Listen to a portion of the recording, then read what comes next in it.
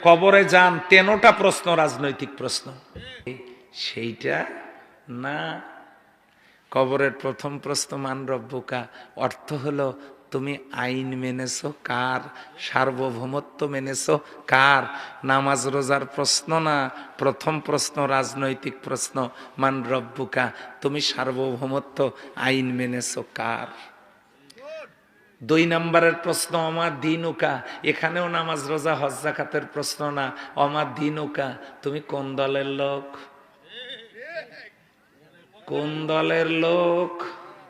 হুজুর এখানে দল পাইলেন কই, দিন মানে ইসলাম, সেটা হলো ইন্নাদ দীনা ইনদাল্লাহিল ইসলাম, দিন মানে কোরআন, লিউজহিরাহু আলাদ দীনি কুল্লি, দিন মানে হলো কোরআন, দিন দিন মানে হলো আদর্শ।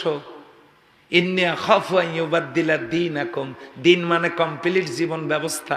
আল ইয়াউমা আকমালতু লাকুম দীনাকুম ওয়া আতমামতু আলাইকুম নি'মাতি ওয়া রাদিতু লাকুমুল ইসলাম দীনান। কয়টা দলিল দেব আপনাদেরকে?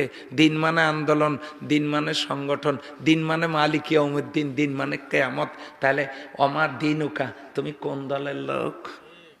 এটাও রাজনৈতিক প্রশ্ন, নামাজ রোজার প্রশ্ন নয়। 3 নম্বরের প্রশ্ন আমার নবীকা, নাবা, নাবা মানে ব্রেকিং নিউজ, নাবা মানে সংবাদ শিরোনাম, নাবা মানে হেডলাইন্স।